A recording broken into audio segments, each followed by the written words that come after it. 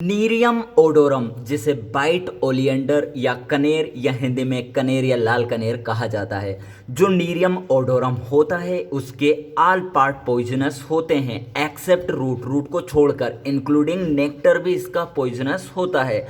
अब जो नीरियम ओडोरम होता है लाल कनेर, वह कंटेन करता है कार्डियक ग्लाइकोसाइड। यह एक कार्डियक पॉइजन है जो कि इसका एक्टिव प्रिंसिपल है। तो इसमें क्या क्या हो रहा है, नाम से ही पता लग रहा है ओलियंडर, तो इसमें ओलेंड्रोसाइड, ये नीरियोसाइड, नेरियम से नीरियोसाइड मतलब कि ओलेंड्रीन और नेरीन होता है। ओलेंड्रीन नेरीन, ये जो ओलेंड्रीन और नेरीन होते हैं वो रिजेंबल करते हैं डिजिटलिस परप्यूरा, जो कि खुद एक कार्डियक पॉइजन है। आगे जाएगा और क्या एक्टिव प्रिंसिपल है, फोलिनेरिन और रोसाग्रेनिन होते हैं। तो रोसागेनिन, तो हमने ये पढ़े एक्टिव प्रिंसिपल। आगे साइन और सिम्टम, यदि कनेर या लाल कनेर की पॉइजनिंग हो जाती है तो क्या साइन सिम्टम रहेंगे। यदि इसका कांटेक्ट होता है तो कांटेक्ट डर्मेटाइटिस हो सकता है। आगे आएगा अपना इमिशन फ्रॉम द फ्लोवर, जब झड़ जाते हैं फ्लोवर तो उनसे जो गंध आती है तो उससे headache, nausea, dizziness, respiratory difficulty होती है। आगे आ जाएगा यदि कोई इसकी पत्तियों को यदि खा लेता है, इंजेक्शन कर लेता है तो क्या डिफिकल्टी होती है। ये जो होती है एक ऑर्गेनिक इरिटेंट पॉइजन है, तो ये इरिटेशन इन्फ्लामेशन का काम करता है। तो डिफिकल्टी इन स्वेलिंग, निगलने में किसी चीज को दिक्कत आएगी। आगे आ जाएगा एब्डोमिनल पेन, वोमिटिंग और फ्रोथी सलाइवेशन। ये इंपॉर्टेंट है, सलाइवेशन इरिटेशन के समय बढ़ जाता है तो फ्रोथी सलाइवेशन, डायरिया होगा। और चूंकि ये कार्डियक पॉइजन है तो हमें कार्डियक सिम्टम को ध्यान रखना है। जैसे पल्स जो हो जाएगी, पहले तो पल्स स्लो होगी, लेटर बाद में अगर अपन देखेंगे तो रैपिड और वीक हो जाती है। आगे बीपी जो होता है वो फॉल हो जाता है। आगे आ जाएगा फिब्रिलेशन होगा, रेट जो हार्ट रेट जो होती है बहुत ही ज़्यादा बढ़ जाती है।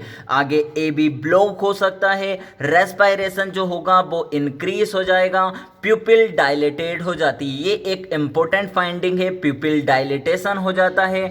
टिटनिक स्पाज्म मिलेंगे, लोग जो कि टिटनस टॉक्सिन में मिलता हैगा, तो टिटनिक स्पाज्म, लोग जो, रेस्पिरेटरी पैरालिसिस और कोमा हो सकता है। साथ ही साथ जो डेथ होगी वो किसके, result from the cardiac failure, जो कि एक कार्डियक पॉइजन है। आगे आ जाएगा कितना फेटल डोज होता है इसका।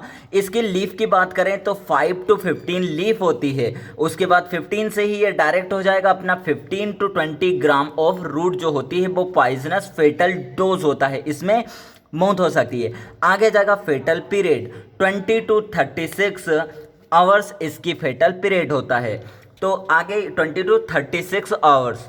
आगे आ जाएगी अपनी पोस्टमार्टम अपीयरेंस। पोस्टमार्टम फाइंडिंग क्या होंगी, कोई कैरेक्टरिस्टिक फाइंडिंग नहीं होती है, क्योंकि इन्फ्लामेशन है तो हमें कंजेशन मिलेगा ऑर्गन का, और जो हमें डिटेक्टेड हो सकता है, जो सीड हैं ये सब डिटेक्ट हो सकते हैं हमें लॉन्ग टाइम के बाद आफ्टर डेथ।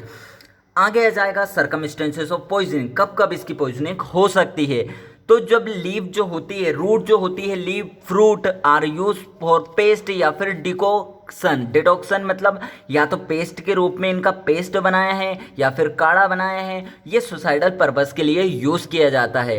होमिसाइडल इसकी रेयर देखी जाती है। आगे आ जाएगा अबॉर्टिफिकेशन जो होता है, रूट को यूज किया जाता है अबॉर्शन के लिए। आगे आ जाएगा root is taken for treating venereal diseases, जो सेक्सुअली ट्रांसमिटेड डिसीज होती है उनके ट्रीटमेंट के लिए रूट यूज की जाती है।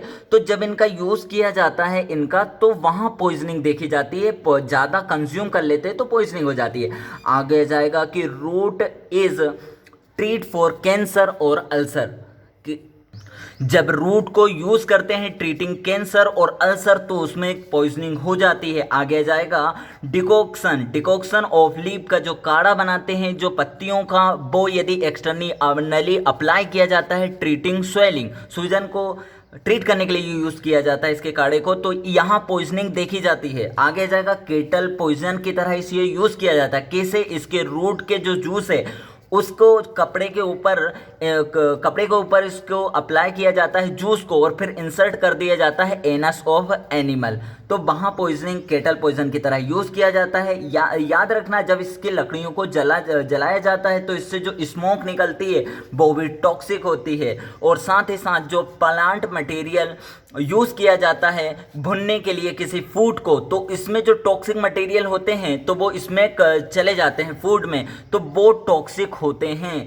और जब अपन इनकी लकड़ियों के ऊपर जो होता हैगा पॉइजनस सेप जो होता है, जो रस होते हैं, यदि अगर अपन फूड को पकाने के लिए भुनने के लिए उनकी लकड़ियों का यूज़ करते हैं, या फिर या तो जला रहे हैं तो स्मोक पॉइजनस है, या फिर उसे भुनने के लिए या फिर पकाने के लिए यूज़ कर रहे हैं उनकी लकड़ियों को, तो उसका जो पॉइजनस रस होता है, सेप होता है, वो ट्रांसफ़र हो जाता है फूड मटेरियल में, जो कि लीथल होता है, लीथल हो जाता है। तो ये सरकमस्टेंसेस है पॉइजनिंग के। कहाँ कहाँ देखी जाती है पॉइजनिंग?